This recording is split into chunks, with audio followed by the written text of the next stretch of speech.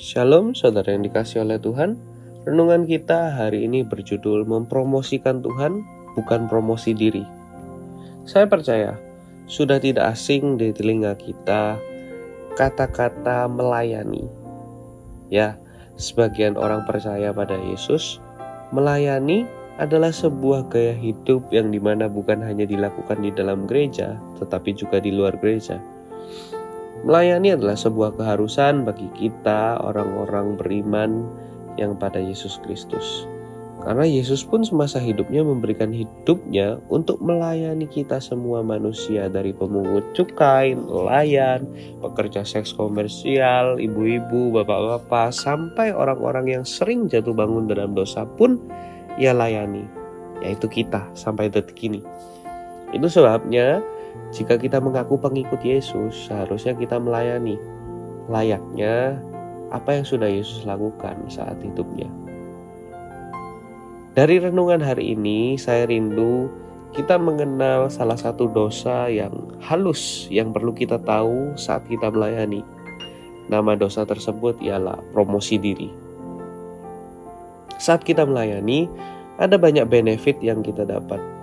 Pujian, kepercayaan. Jangan sampai saat kita sudah terbiasa melayani, tujuan kita melayani menjadi melenceng. Di mana yang tujuan awalnya melayani karena ingin menyenangkan hati Tuhan, ingin memuliakan nama Tuhan, mempromosikan Tuhan yang baik, Tuhan yang setia, itu tiba-tiba menjadi bergeser, yaitu menjadi promosi diri. Promosi diri seperti apa? Promosi diri seperti ingin dihargai, dipercaya, dikenal, ingin dibalas keinginannya, ingin dibalas kebaikannya, yang pada intinya untuk menguntungkan diri sendiri dan promosi diri sendiri. Mari kita lihat kisah pelayanan seorang tokoh yang luar biasa dalam Injil yang ditulis Markus di pasal yang pertama, ayatnya yang keempat sampai 8. Demikianlah Yohanes Pembaptis tampil di padang gurun dan menyerukan, "Bertobatlah dan berilah dirimu dibaptis dan Allah akan mengampuni dosamu." Lalu datanglah kepadanya orang-orang dari seluruh daerah Yudea dan semua penduduk Yerusalem, dan sambil mengaku dosanya mereka dibaptis di sungai Yordan. Yohanes memakai jubah bulu unta dan ikat pinggang kulit, dan makanannya belalang dan madu hutan.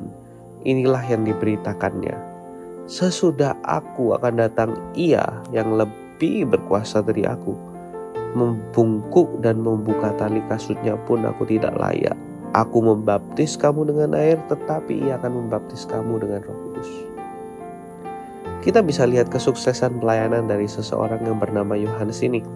Sehingga ketika ia memberitakan Injil tentang Yesus Kristus, banyak sekali orang yang datang untuk dibaptis, bertobat, bahkan mengaku dosa.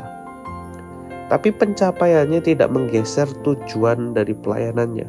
Sehingga kita bisa dapati di ayat yang ke-78 tadi, bahwa ujung dari pelayanan Yohanes Pembaptis adalah mengarahkan setiap orang yang mengaku dosanya itu, yang sudah dibaptis, mengarahkan mereka semua kepada Yesus Kristus. Yohanes punya tujuan yang tidak bergeser untuk mempromosikan Tuhan di setiap pelayanannya dan bukan mempromosikan dirinya. Begitu juga seharusnya dengan kita. Melayanilah selama kita hidup, tapi biarlah tujuan dari pelayanan kita itu tidak bergeser, yaitu untuk tetap mempromosikan Tuhan dan bukan untuk diri kita sendiri. Bukan agar kita dinilai sebagai orang yang baik saat kita bekerja dengan keras, bukan agar kita dinilai orang yang rajin, bukan juga dinilai orang yang setia, orang yang layak pelayanannya dibalas.